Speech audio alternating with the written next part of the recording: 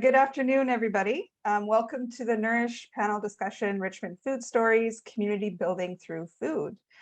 My name is Kathy Tykolis. I am the Richmond Art Gallery's Education and Public Programs Coordinator, and I'm here to just introduce this Nourish program and monitor the Zoom room. So first of all, I want to thank you all for joining from wherever you're Zooming in from and supporting the Richmond Art Gallery's programs. The Richmond Art Gallery is located on the traditional lands of the Hunkaminam speaking peoples, and welcome you all there today. Of note, this is our final in the series of online talks and events we've hosted throughout the Nourish exhibition, which ends tomorrow, April 3rd. So Christy and Denise Fong will be our hosts and moderators for today's discussion.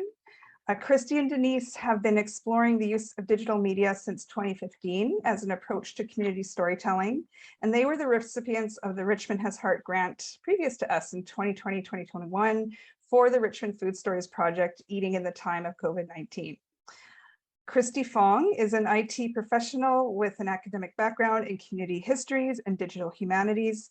Bridging her technical skills with her research interests, she explores local histories via art, technology, and community events. Her multimedia thesis focused on 1968 to 1979 barbecue meat protests in Vancouver's Chinatown and won the 2016 Undergraduate Research Award from the Chinese Canadian Historical Society of BC. In 2017, she co-organized a listening party for the Pendergai radio show. She co-organized the first English language radio program created by Chinese Canadians. And with the academic journal Canadian Literature, she created a virtual field trip of Vancouver's Chinatown based on Sky Lee's Disappearing Moon Cafe. She currently sits on the board of directors for the Chinese Canadian Historical Society of BC, where she continues to connect public education with community histories in new and creative forms. So welcome, Christy. Our other host is Denise Fong, is a PhD candidate in UBC's Interdisciplinary Studies graduate program with a research focus on critical heritage, museum curation, and new media production. She co-curated 2 award-winning Chinese Canadian history exhibitions in Vancouver, Across the Pacific exhibition at Burnaby Village Museum in 2019 to 2021, and A Seat at the Table, Chinese Immigration and British Columbia at the Museum of Vancouver and Chinese Canadian Museum of BC from 2020 to 2022. Both exhibitions bring together diverse historical and contemporary stories of Chinese Canadians in BC through the theme of food. Her most recent curatorial work, Chinatown Reimagined, is an online exhibition produced by the UBC INSTRCC Student Research and Teaching Program, which showcases community efforts of Vancouver's Chinatown's Legacy Stewardship Group and Chinatown Transformation Teams. Welcome to you, Denise. So our guest presenters today, I will introduce in alphabetical order. So first we have Sarah Drury, the Executive Director of the Sharing Farm, a nonprofit farm in Richmond, which grows food using sustainable methods for donations to the food bank. She has led nonprofit organizations for over 8 years, both in BC and in the UK. She has a master's degree in archives and records management from UCL, and prior to working at the Sharing Farm, she worked in the heritage sector in archives and museums. She is passionate about organic agriculture, sustainability, and connecting communities through urban farming. So welcome, Sarah. And we have Ian Lai, the Executive Director of Urban Bounty in Richmond, and is also a chef, educator, beekeeper, yogi, and rock climber. He lives and works in Richmond and brings with him 15 years of environmental education and project management experience. He has a background in teaching in diverse and inclusive spaces and is committed to building a resilient community. Ian loves collaborating and building strategic partnerships to bring joy and meaning to food. Ian has lived in South Africa and Japan and continues to travel the world seeking out new adventures. So welcome, Ian. And last but not least, we have Jamie MacFarlane. Jamie is the manager of Storeys Cafe in Richmond. This vibrant cafe is located a block from Richmond City Hall and is open for breakfast, coffee, and lunch Monday to Friday from 8 a.m. to 4 p.m., as well as catering. This comfortable, friendly cafe has a selection of baked goods, sandwiches, soups, and salads, while supporting opportunities for people in the community to develop employment skills and confidence. So welcome to you, Jamie. So thank you all so much for being here today. With the introductions out of the way, I will disappear into the background and help monitor the chat, but I will let Christy and Denise start the conversation. We're really excited today to have this panel with some of our interviewees from the Richmond Has Heart project that we did starting in 2019, eating the time of COVID-19. So to start things off, we're going to really show some of the things we produced as a part of this project, including the website and a film that we made called Fruit Cleaning with Urban Bounty and Storeys Cafe. The website is the host to a lot of the interviews we conducted with restaurants, foodies, local schools, community organizations, and other people who live, play, and work in Richmond to really get a sense of how their relationship has changed with food over the course of the pandemic. This has been a really interesting experience for us because although Denise and I have a lot of experience with community histories and engagement, a lot of our work has been with Chinese Canadians in places like Chinatown, Vancouver, elsewhere, and we never had a chance to kind of take a step back and look at our own hometowns of Richmond to see what that experience has been like. We've both been here for 10, 20 years, and having the time to actually talk to the organizations here doing meaningful work, learn about the experiences and memories people have locally has been such a powerful thing for us. So we really encourage you to go and check out the website, read the stories, take a look around. It's a great insight into some of the amazing people and who work here and how they've managed to stay resilient through this challenging time. Denise, is there anything else you want to share about some of the website work we have here?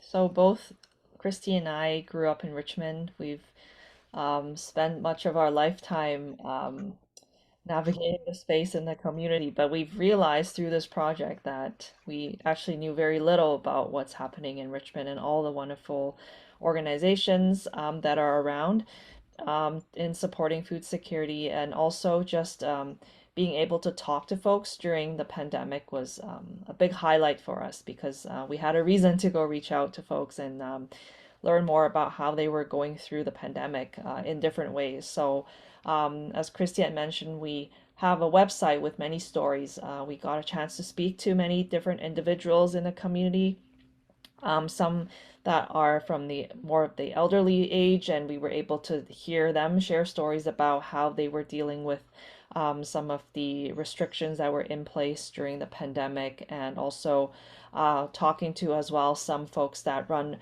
businesses during the pandemic and how they had overcome many of the challenges through the support of community members and volunteers. So we're really grateful that we had a chance to talk to many people, and Christy will probably, this is probably the highlight for her, is being able to go back to her own elementary school and connect with some of the current students of the program and to get them to participate through creating artwork related to the pandemic. So we're incredibly grateful to be able to do this work in our own community where we've grown up, and we've learned a lot through this experience, especially talking to a lot of folks who have a lot of expertise, such as our panelists today, about the needs of the community and how they have all worked together in supporting those gaps when there were food shortages, for instance. So we also have this Instagram page where many of our stories are featured, and we welcome anyone to check out our Instagram, Richmond Food Stories, where you can browse through some of the artwork, the comics, and also some of the stories that are featured in our project. And then as well, we also produced a short video which highlights some of the important aspects of talking about fruit cleaning and fresh access to fresh produce during the pandemic. And in this film, we particularly highlight the collaboration between Urban Bounty and Storeys Cafe. So we'll get to hear from Jamie, Sarah, and Ian later on in the panel. But first, we thought it would be a great opportunity to show this film, which kind of summarizes the project, but also gives us some insight into what it's like to be supporting food security in Richmond. So I'm gonna go ahead and share screen of the film, and we'll do a quick showing of the film. Hi, I'm Christy. And I'm Denise. And we are the artists who created the Richmond Food Stories project. As part of the City of Richmond's Richmond Has Heart campaign, we came together to create a community art project. Richmond's public art program launched a series of artist-initiated works that explore new and meaningful ways to find connection as we maintained physical distancing protocols. Funded by the City of Richmond, these works promoted mental health, well-being, and creativity while fostering community relationships during this unprecedented, destabilizing, and challenging time. Richmond Food Stories is an online exhibition that aims to reflect culturally diverse and multi-generational experiences with food during the COVID-19 pandemic. Our project poses the question, how has your relationship with food changed since the pandemic? Content for this online exhibition was collected through crowdsourcing and social media outreach. We collected 50 stories from different generations of Richmond community members and built many new connections in our neighborhood. All of their stories, artwork, and videos are now featured on our website, richmondfoodstories.ca. Starting a community-engaged art project during the pandemic proved to be a challenge. Due to COVID-19 restrictions, we were limited in our ability to outreach and meet with people face-to-face. Through the support of city staff, we connected with a few local nonprofits that serve the Richmond community during the first year of our project. Through social media outreach and social networking, we connected with local elders, foodies, and food businesses through Zoom. We were very excited to partner with Donald E. McKay Elementary School's grade 6 and 7 classes to create an art series about pandemic food experience surrounding 4 themes: celebrations, grocery shopping, home cooking, and restaurants. More recently, we also collaborated with Richmond Society for Community Living, where we invited participants of their Adult Independent Living program and Youth Connections program to share artwork, stories, video recordings that reflect on their pandemic food experiences. In this following video, we will highlight 2 organizations that have worked together to share food resources and support food security during the COVID-19 pandemic: Urban Bounty and Storeys Cafe. So Urban Bounty used to be the Richmond Food Security Society, and it's an organization dedicated to helping the City of Richmond improve its food security and access to food through a number of programs, including community gardens and the fruit recovery program, when we go to homeowners' houses and harvest fruit that might otherwise have gone to waste for the Richmond Food Bank and other community partners. A lot of people in low income or in unstable situations don't have access to fresh fruit, as it's often quite expensive and can be seen as a bit of a luxury. So people really appreciate just getting a fresh bag of cherries or apples or plums with their meal delivery service. So I graduated in 2020, which was a fantastic time to graduate, and I'd been job hunting and wasn't having any success finding anything in my field. And then the Canadian Summer Job Program offers summer internships for young people looking for basically their first job. And because they had given funding to Urban Bounty was able to offer 3 internships, one of which I got for the fruit recovery program. When the fruit is ripe, we organize a team of volunteers, including a gleaning captain, to go to the home and harvest the fruit. After that, it's transported by the gleaning captain to wherever it's being donated, such as the Richmond Food Bank, Rain City Housing, or Storeys Cafe. My name is Jamie MacFarlane, and I run the day-to-day show here at the Storeys Cafe. We have some pretty dedicated customers from City Hall. Now that they're back open, we start seeing more and more of them. And then, of course, the people from our building. We do preparation for bag lunches for people less fortunate in the park just across the street from us. We also do a shelter that is called the ERC, and it is run since the beginning of the pandemic, and we do their breakfast, lunch, and dinner as well. I got a phone call from a worker that was here saying that they have dropped 500 pounds of apples off. So yeah, from then on, I had abundance of apples I had to distribute. So good thing about being with the pandemic and being a shortage of fresh fruit and storage and stuff like that, went to 2 different shelters. There is also a lot of recovery meetings that went there, putting hampers together. And I've noticed through the whole pandemic, 1, things are getting more expensive, and the ability to get stuff is getting shorter and shorter.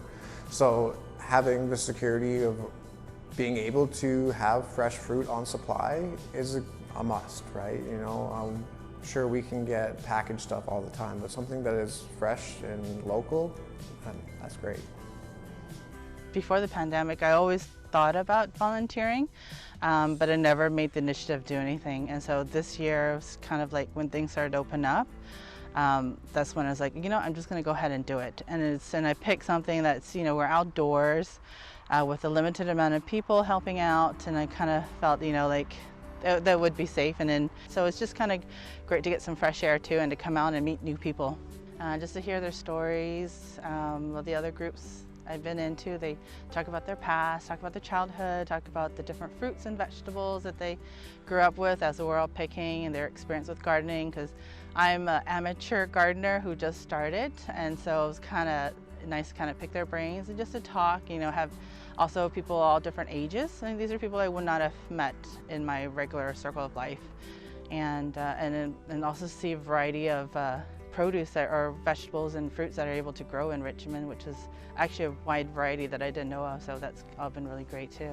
Since March of 2020 I've been working from home, and since I live in Richmond, not far from all of these farms and places where we pick, so I'm able to take off maybe in the morning, sometimes in the afternoon, whenever they organize a pick. So it's nice, it's outside, it's for a good cause. You get to keep some of the fruit for yourself after you pick it, so I really enjoy it. If you enjoy being outdoor and you like fruit, it's a great thing to do, and you like people as well. So yeah, try it, see if it's for you.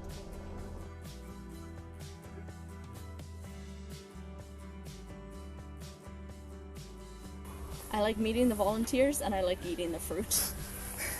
I am the favorite roommate at the moment because I just keep coming back with containers full of blueberries or strawberries or plums. Oh, thank you. No worries. Oh, so cute. So tiny.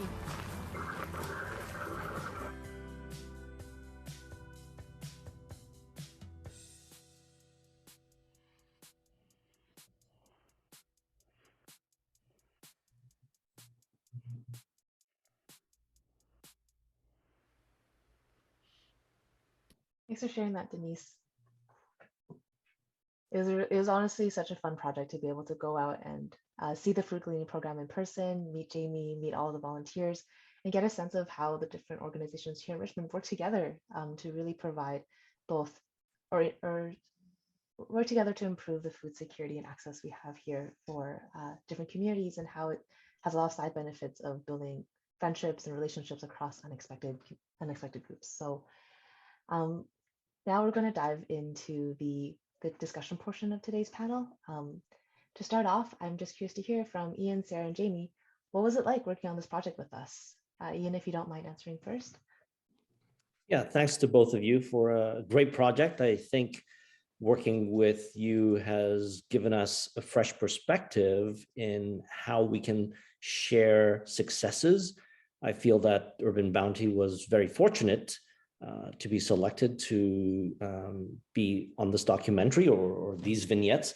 And it was nice to work with both of you because you were so organized, you had timelines, there were clear expectations, the deliverables were met, and there was always follow-up. So from a organization, that's something that we really appreciate, because you come with a complete package, and the stories themselves are amazing because they're cross-sector from age groups, from elementary school all the way to seniors, and it covers very different dynamics, and everyone had something to say. I just hope that this can continue into post-COVID stories, and maybe, you know, the art gallery can come up with some funding, or somebody can come together to continue the beautiful work that you've started. Thanks, Ian, that means a lot. It's funny that you mentioned that, because the reason we named it Richmond Food Stories as the website URL is because we do hope to keep doing this project in the future with different types of communities, different types of food questions, and not right away. This has been a very large engagement for us to do on the side of our full-time jobs, but definitely with something we hope to do more of in the future. Sarah, what was it like for you? It was really refreshing because I think you were the first people that had come to the farm for a long time.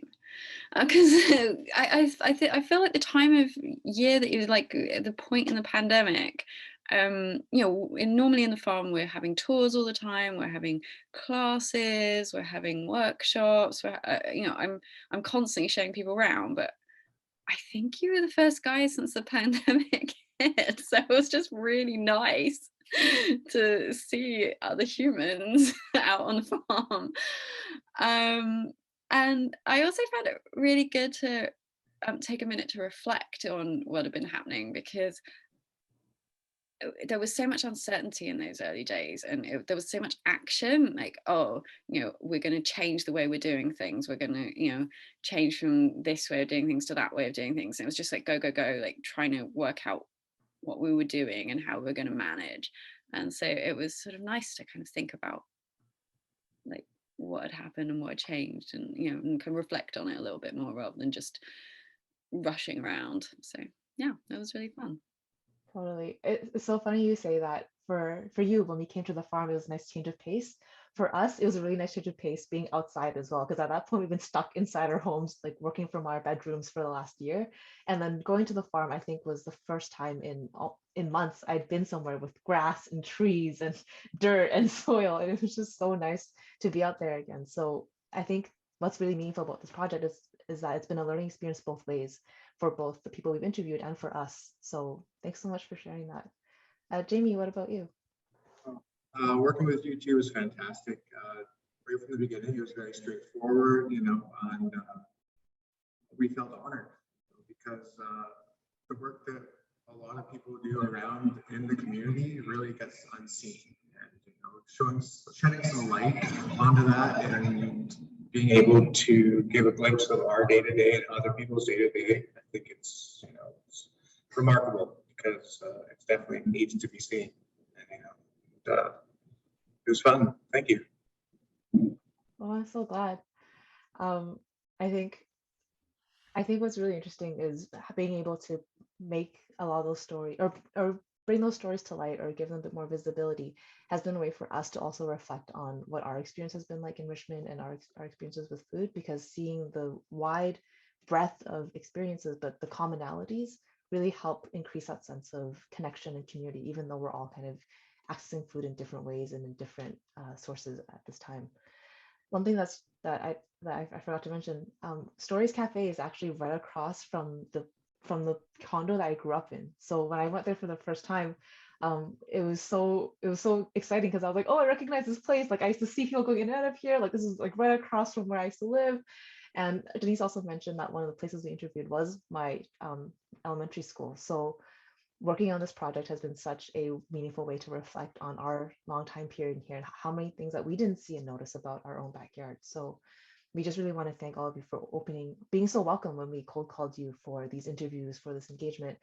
You've all been so open and willing to help us out.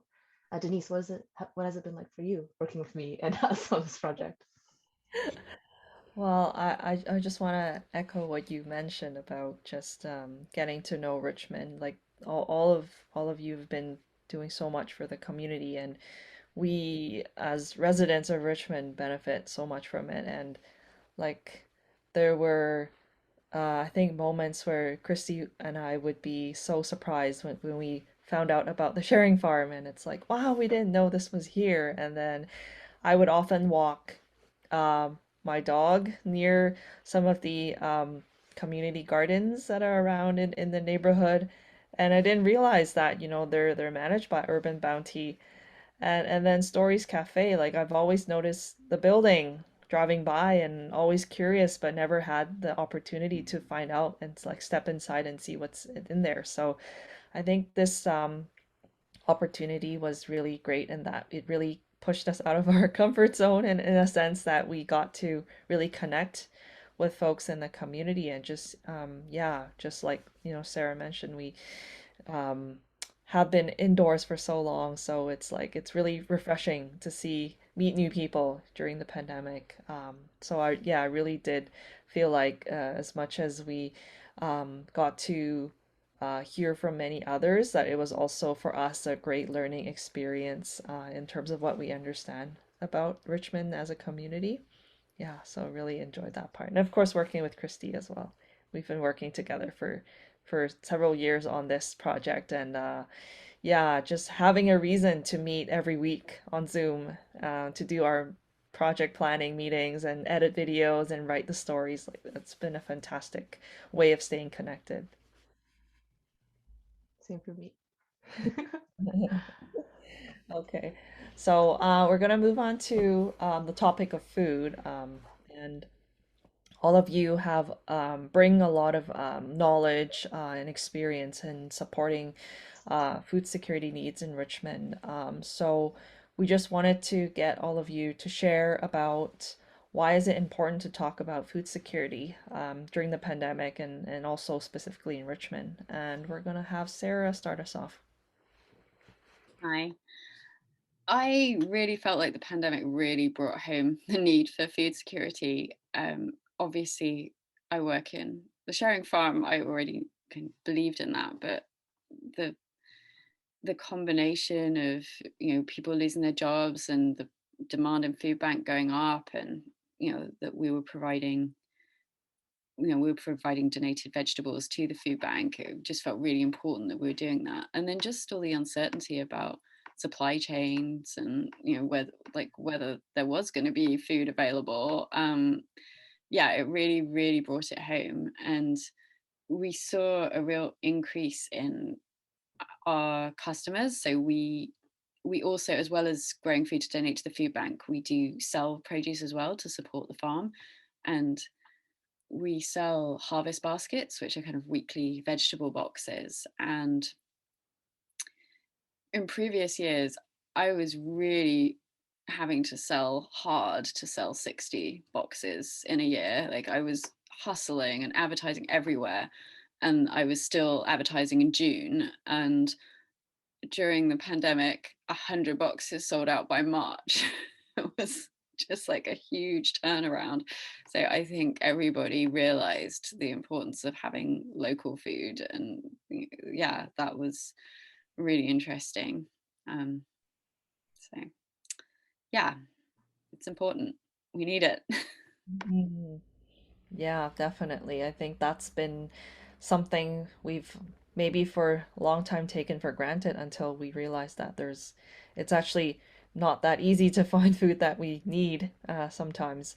So I think in the last few years, that's definitely been, I think, invited a lot of folks to rethink about how they consume food and where the food comes from and how is it that we need so much support in making sure that these supply chains don't break down. Yeah, wondering if Jamie, if you had anything to share about that. I know I definitely believe in food security. Before definitely working in restaurants and seeing a lot of stuff, being tossed when it kind of is, in my eyes, is wasteful, right? I've seen it for years working in bigger size chain of restaurants and stuff like that, and I've always, found that there should be better ways of how we deal with food. It's definitely a ripple effect of what's going to happen in the future. You could totally see it in the last 2 years of shorting different types of, big box stuff, even towards the fruits and vegetables coming from different parts of the world. And just having people in our community, even with the anxiety of going to those stores when those big lineups were the first beginning of the pandemic of COVID-19, some people didn't even want to go in there. So it's having these resources where they could call and you could go to their house and just drop off a box of, a couple meals and a couple bags of fruit, eases their minds. Don't notice that until it's right in front of you. And more or less, it's more than we see. And I think that the stuff from Urban Bounty, all of it was delicious. It was fresh. It was better than the stuff you'd find in the stores. So, yeah, no, good work around here.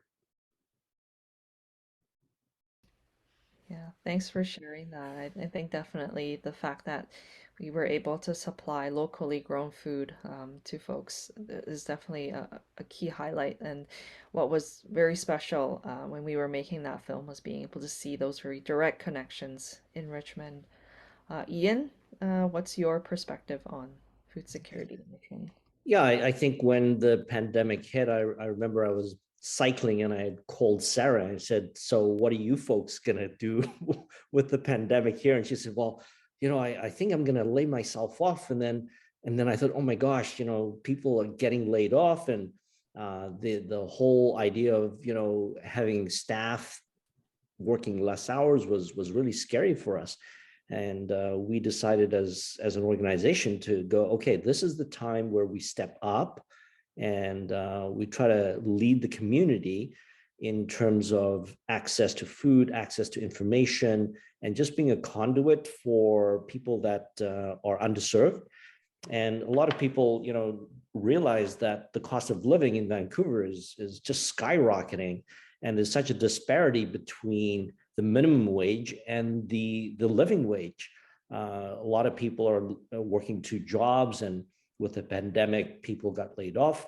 They weren't able to, live a standard that they were used to.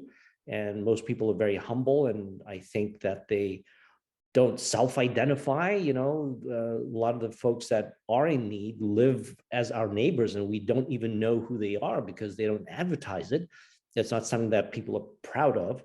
And I think food security allowed us to provide, especially seeds. When the pandemic first started, there were a lack of seeds for people to learn how to grow their own food. And our seed library skyrocketed in terms of how many people came and knocked on our door.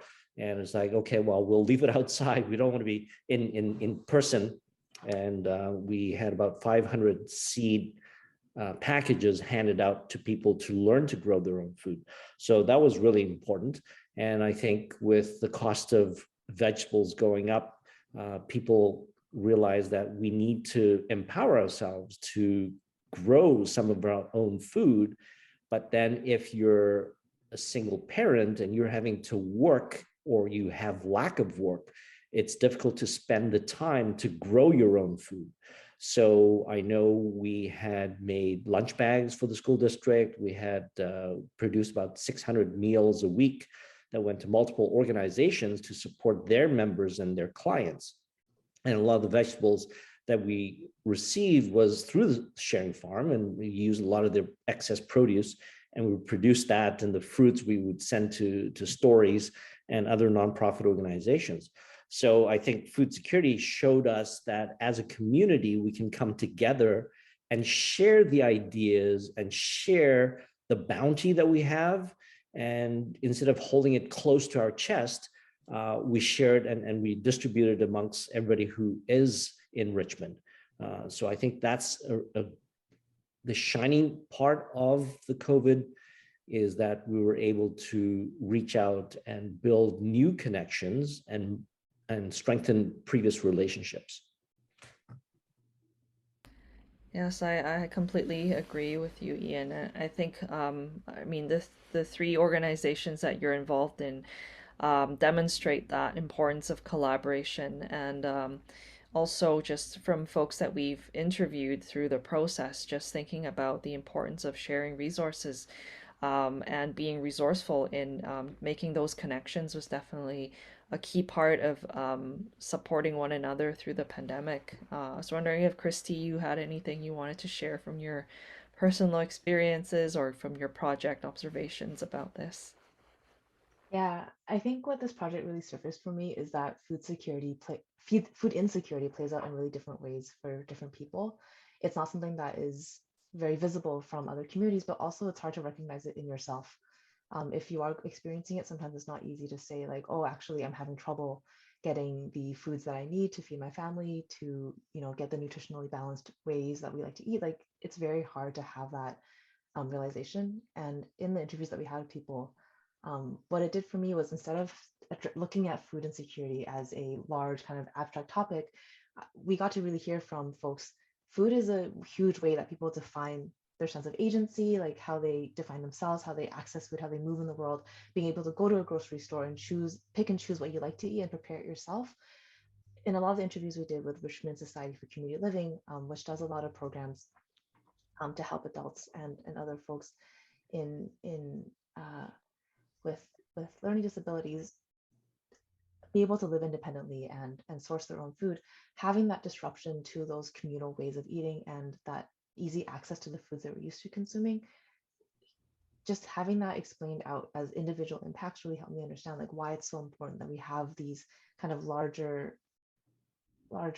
connections from the different organizations that do this work and like build up that kind of resilient, stable structure so that even in times of difficulty, that's still available for people to have some sense of continuity.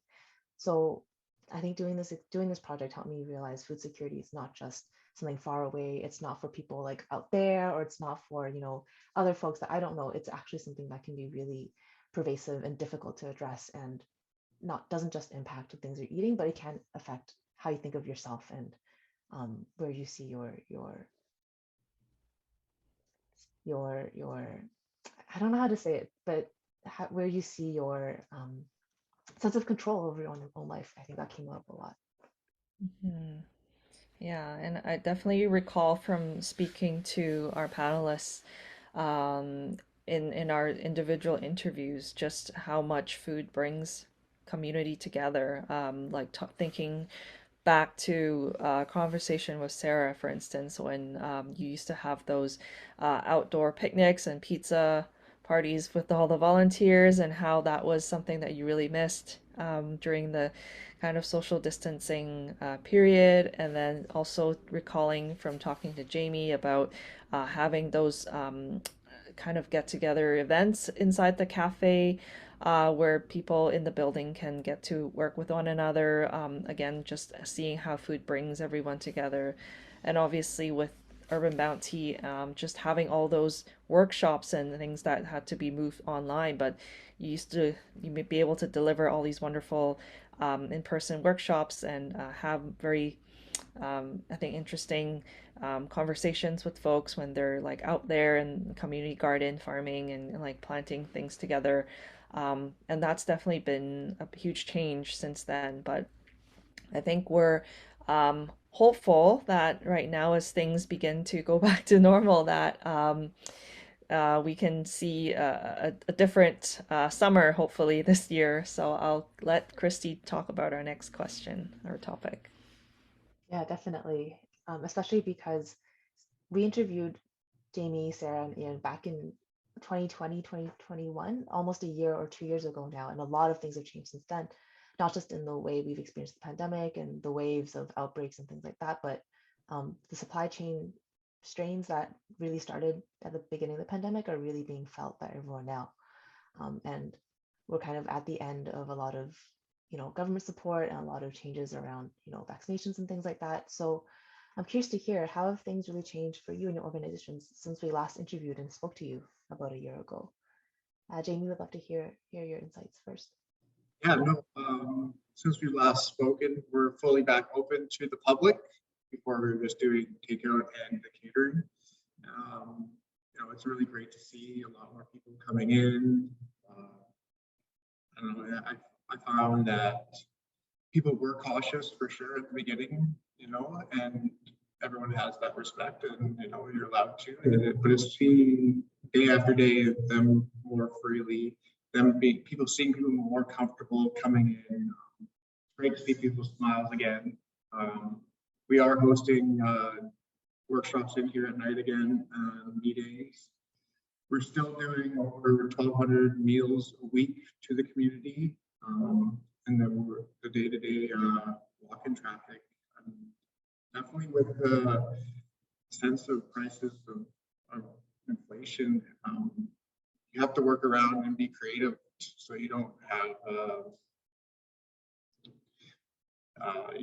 the customer in the wrong, right? You want to make sure that you guys work together so they can still get a meal that's not too expensive.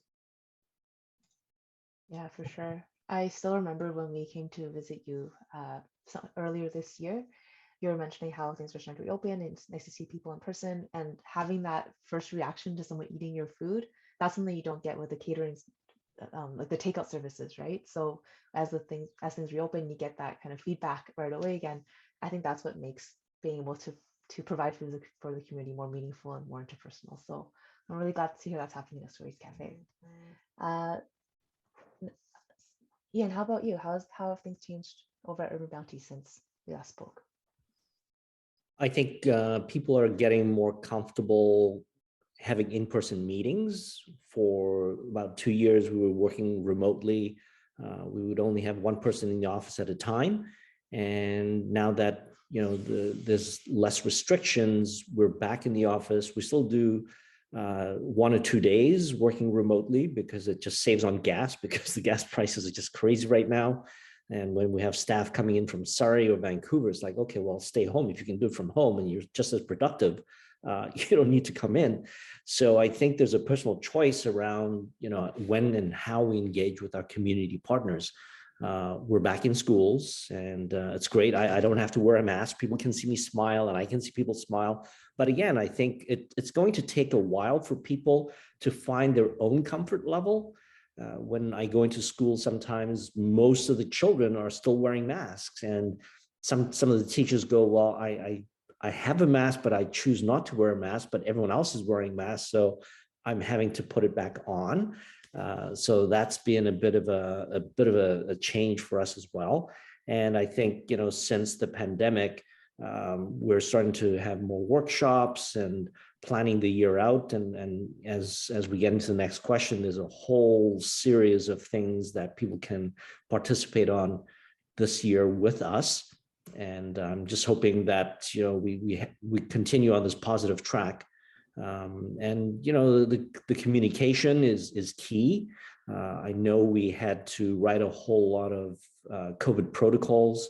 Now that's like, okay, well, at least it's done. If things happen again, we can fall back on that.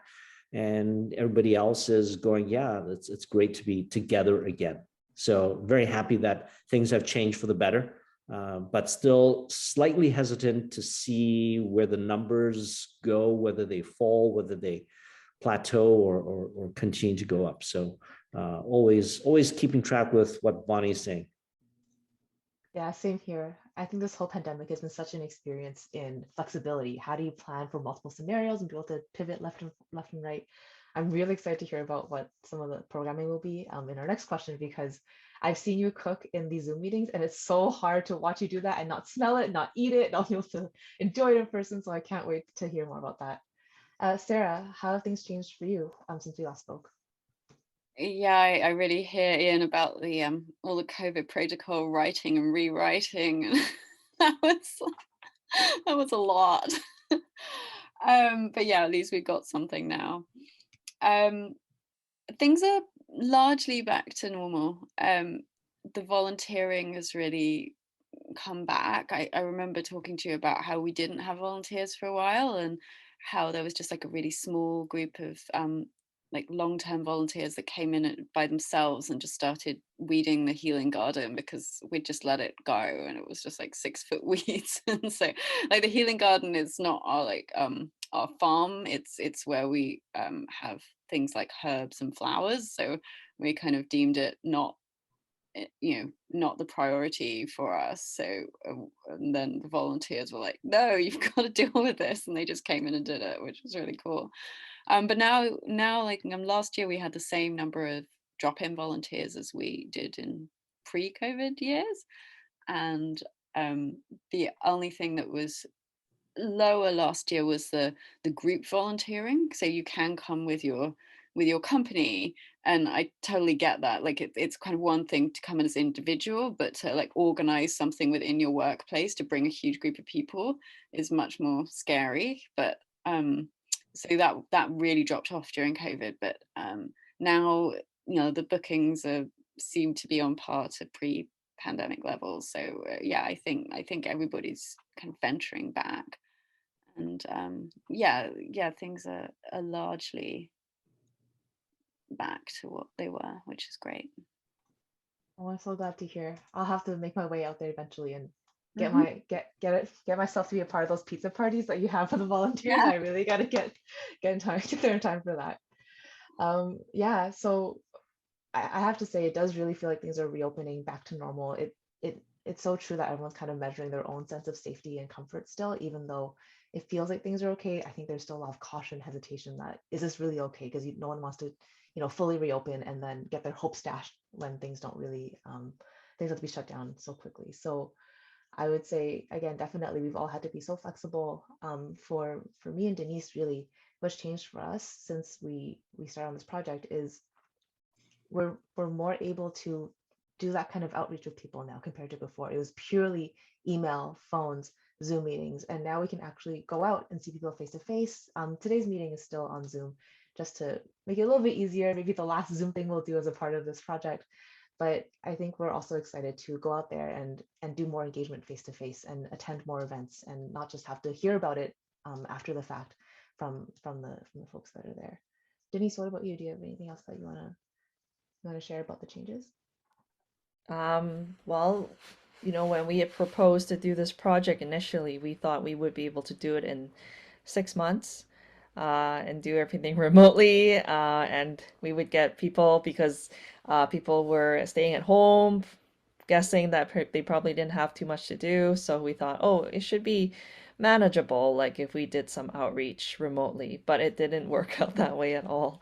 And I think we were just at the moment when we started the project, it was when everyone was still getting used to the idea of living with a pandemic. So I don't think that lots of people were eager to talk about it or felt like they were able to really provide much thought because they were constantly adapting, and like you mentioned, like all of you had to introduce safety protocols, and it was very busy kind of scrambling to make things work for your workplaces or at home. So I think that might have been a common experience for many folks, and so we ended up extending our project for another year, which worked out very well for us because I think by the time we were able to start doing some outreach to folks, I think at that point people were feeling a bit more comfortable and more used to the idea of living with this pandemic for a while. And so people were more willing to come forward and share stories and participate. And we're super grateful that all three of you were willing to also spend your time with us to share your experiences because through your sharing, like we've learned so much about how things work in the community and how all of you take part in the broader support network of supplying food and just ensuring that folks have access to good and nutritious food during the pandemic. So I think in that sense, I think it's been a really wild experience for Christy and I, lots of unexpected twists and turns to the project, but we're really glad that we're at the point now where we can celebrate that we have completed the project, at least this phase of it, and we've engaged over 50 individuals, heard from them, heard their stories, and had them contribute through art and other forms. So we're incredibly grateful for that. Yeah, so I think we have got 9 more minutes left, so we wanted to take the time for all of you to share with us what you will be launching in the summer. So we have lots of things to look forward to, it sounds like. So if we can have Ian share with us what you have planned for Urban Bounty in the coming months. Okay, thanks. I think because of the two of you doing a video series, it's kind of encouraged me to go down the art path a little bit more. And as part of outreach, we now have an artist in residence. We will be hosting 8 different workshops throughout the community using plant-based materials to make ink and paper and to tell the story of Richmond through recycled and upcycled and natural products. So that's happening. And with Denise and UBC, we're going to make another series of vignettes. So I'm excited about that. We also have a gardener who is an artist that is going to be running some free workshops. And even though people are excited about, getting back face to face, we also need to realize that there are people that are shut in and don't have access to vehicles or can't afford a compass card to get to places. So we will continue to do some workshops that are hybrid, just to capture that outreach, because maybe it's something that it's of interest, but there isn't the economics to get to where we need to be. We're also going to be opening up a pocket market out in East Richmond, an area that's been totally underserved for so many years. So I'll be reaching out to Sarah and to other smaller growers to purchase their food and continue that circular economy, to make sure folks that are out on the Hamilton side, on the other side of the bridge, has access to fresh vegetables and fruits that we will be picking at cost or below cost. So that's exciting. We also have a new gardening opening on Monday at Garden City Lands. There's 200 plots there that are opening.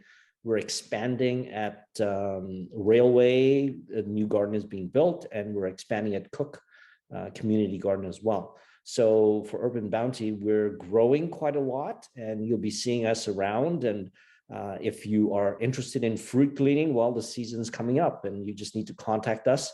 And that way you can be involved in participating and giving back to the community. All of this couldn't have been done without partners and great partners like the city that we've been collaborating on for so many years. Community partners like Sharing Farm and Storeys Cafe, and all the faith-based and non-faith-based groups. They're integral in how the community knits together to be successful. So those are just some of the snippets of what's happening, and you can check our website or join us and become a member, and you'll have access to all these wonderful things. Thanks for sharing that, Ian. That's fantastic. And Christy's super excited. It sounds like it's something very close to her home. Oh, I will be also looking that up. It sounds very great that you will be expanding the community garden. Sarah, did you have anything to share about what's coming up for Sharing Farm? Yeah, we are relaunching the Garlic Fest. So we haven't been doing the Garlic Fest for the 2 years. So yeah, it's back August 14th. Very big, kind of scary. It's been a long time since I've organized it. It's like a lot. Yeah, so we're going to be selling our garlic. There's going to be a big farmers market. There's going to be food. There's going to be kids zone with all kinds of kids activities. We're going to have raptor demonstrations, like flying like bird of prey, live flying demonstrations. It's a big event. It's happening. So yeah, and if people want to get involved, we are looking for people to be vendors at the farmers market. We're looking for people to run booths for the kids area, and we will be looking, like we're not ready for that yet, but we will be looking for about 90 people to volunteer on the day. So, and also just come, buy garlic, have some garlic ice cream. Wow, I'm very curious about that ice cream. Yeah, we're getting Sweet Surrender is our garlic ice cream sponsor. They're in Steveston, so we're excited to be partnering with a Richmond ice cream company, gelato company. So that's fun. That sounds awesome. Thanks for sharing that. Jamie, did you have anything you wanted to share from Storeys Cafe? Yeah, no, it's great. The next couple months are going to be very busy for us as well. As everything is opening up, there's weddings that have been backlogged for a few years. We've already been booked from probably 2020, right? Still save the date for them. Then there is a new location other than the ERC. There's the drop-in center now that is open. It's another safe location where they can have a hot shower, they can do laundry, they can get a hot meal. So we've brought in more staff to help us with that. And then all around, we'll probably be doing some barbecues. So you might see us around town. That's great. Wow, you're going to be very busy, it sounds like, but that's fantastic. Great to hear. Christy, did you have any plans for the summer in terms of, I think you mentioned that, you've made some plans about doing community gardening for your own your own household? Yes, I'm going to go to the artist-inspired talks down held at Urban Bounty. I'm going to get garlic ice cream at the Garlic Fest. I'm going to go to the barbecue down by Storeys Cafe. That sounds so exciting. I think for us, we've wrapped up a lot of the engagement piece of the Richmond Has Heart project. So, you know, the website is where it is. But at this stage, Denise and I are really excited to just go out there, experience the city, go and actually participate in some of the engagements we've heard so much about from Storeys Cafe, from Sharing Farm, from Urban Bounty, and, you know, get to have fun as volunteers instead of as interviewers. So that's what I have planned this summer. Sounds good. Yeah, Christy and I had worked on this project through the pandemic without actually seeing each other in person very often. So, for instance, we got to celebrate together having a dim sum meal recently to celebrate the completion of the project. So, yeah, just looking forward to seeing all of you in person in the coming months as we, get back to the normal routine. I don't know if we have any questions or comments from the audience. We've got about a minute just to see if anyone wants to share any thoughts or questions, or even the panelists, if you have any final comments you wanted to share. I would love to hear from you. Well, I just wanted to say thanks to both of you again for doing such a bang up job. It's really put stories back into our conversation, and I really hope that we continue. So we really appreciate the work, and from the bottom of everybody's hearts.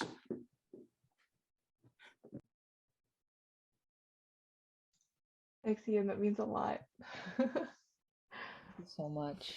It's always very rewarding to hear that as a former English lit grad. Stories do matter.